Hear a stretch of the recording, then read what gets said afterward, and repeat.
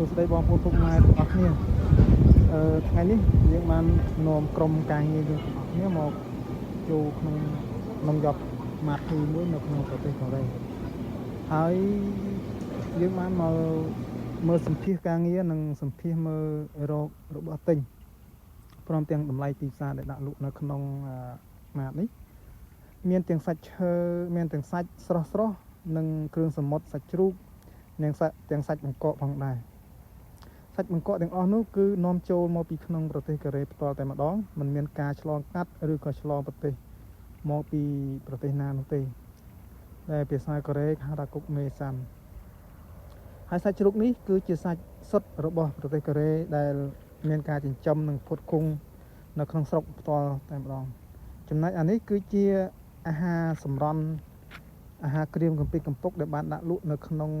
ម៉ាតដ៏ធំនេះផងដែរហើយការដាក់លក់នេះគឺมันមានតម្លៃអាចតវ៉ាឬក៏បញ្ចុះតម្លៃបានទេនេះគឺជានំតុកបុរាណរបស់ប្រទេសកូរ៉េដែលគេធ្វើអំពីបាយដែលផលិតចេញពីម្សៅដូចគ្នាម្សៅអង្ករធម្មតានេះគឺជាធុងស្ករសនិងបន្លែមានថៃថាវព្រមទាំងមានអាហារកញ្ចប់និងអាហារសមុទ្រនេះគឺជាផ្លែល្ពៅនិងផ្សិតឪឡឹកនេះគឺមានផ្លែធំរសជាតិផ្អែមឆ្ងាញ់ហើយបងប្អូនទាំងអស់គ្នាកំពុងតែរើសមើលចំណែកខាងនេះវិញគឺជាខ្ទឹមមើមនៅក្នុងប្រទេសកូរ៉េគេហៅថាខ្ទឹមខ្យល់នេះគឺជាស្រាមួយគេហៅថាស្រាម៉ាកាលីចំណែកបណ្ដោះនេះគឺមានតម្លៃធូរថ្លៃគួរសមដែរផ្លែមីស៊ីលនិងផ្លែពោតនេះគឺវាមានតម្លៃថោកជាងគេចំណែកឯម្ទេស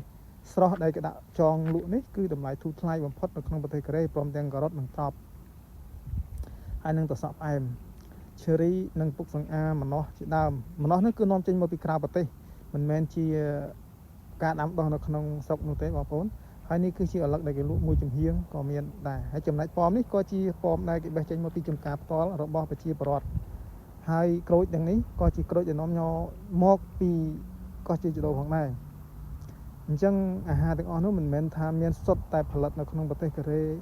ឬក៏ដាំដុះនៅប្រទេសកូរ៉េដែរនេះគឺជាកន្លែងដែលគិតលុយសម្រាប់របស់ដែលយើងបានទិញហើយគឺយើងយកមកគិតលុយរបស់អ្នកកេសានហើយការកេសាននេះដែរគឺភាសាកូរ៉េគេថាការគិតលុយហើយការគិតលុយនេះគឺវាបំផុតនៃការបោះហើយរបស់ចូលកន្លែងនេះកន្លែងម៉ាតទេគឺមានបេនសម្រាប់ចតឡានសម្រាប់ចតកន្លែងចតឡានហើយពួកយើងមកនេះគឺមកបានទិញរបស់បោកទឹកប្រាក់ហើយក៏បានទីតាមវ៉ាន់ចូលនឹងពូតឡានត្រឡប់ទៅគេហដ្ឋានវិញ